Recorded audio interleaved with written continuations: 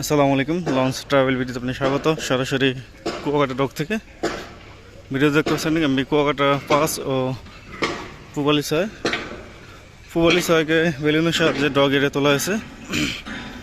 And Kuakata পাসের দেখতে পাচ্ছেন রঙের কাজ দেওয়া হয়েছে, উপরে রং লাগানো হয়েছে, রঙের পেপার উপলব্ধ হয়েছে।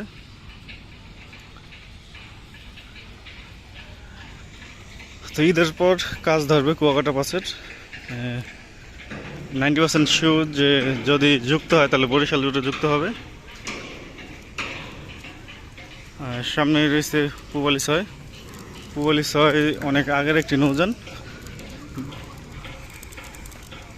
তো সুকানের কাজ চলতেছে, তার পাশাপাশি ক্ষতিগ্রস্ত যেসব প্লেট, সেই প্লেটগুলো চেঞ্জ করে নতুন প্লেট লাগানো হচ্ছে।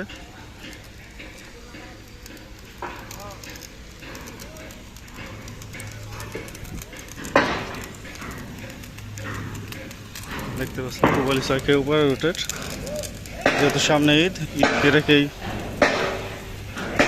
কাজ করানো হচ্ছে জাহাজটির।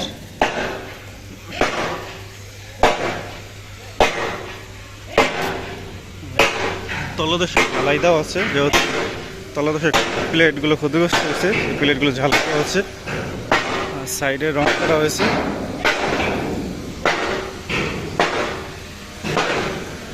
পুরো বডিতে রং করে তারপর পানিতে ভাসানো হবে পুবালি ছয় লঞ্চটিকে।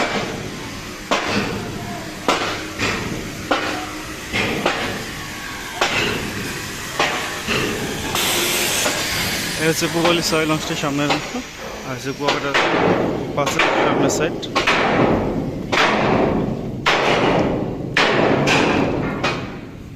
খুব শীঘ্রই প্রয়োজনীয় কাজ শেষে পানিতে তোলা হবে লঞ্চটিকে। বেলুনের সাহায্যে তোলা হয়েছিল এই লঞ্চটিকে।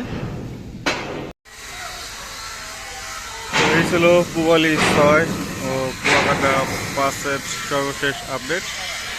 ভিডিও যদি ভালো লাগে অবশ্যই লাইক করবেন, শেয়ার করবেন। কুয়াকাটা পাসের জন্য কিন্তু অনেক আগে থেকেই ইঞ্জিন আনা হয়েছিল, প্রায় 2 বছরের মতো কাজ বন্ধ ছিল, সেই কারণে আর ইঞ্জিন লাগানো হয়নি। তো ঈদের পর কেবিন এরিয়ার ও লাইটিং ডেকোরেশন যা আছে সব কাজ ধরা হবে। তারপর সার্ভিসে যুক্ত হতে পারে বরিশাল রুটে। তো কুয়াকাটা পাস যদি বরিশাল যুক্ত হয় তাহলে হয়তো কুয়াকাটা 2 পটুয়াখালীও যেতে পারে, বা অথবা রোটেশন পদ্ধতিতে চলাচল করতে পারে। তো ভিডিওটি এই পর্যন্ত, এতক্ষণ সাথে থাকার জন্য অসংখ্য ধন্যবাদ।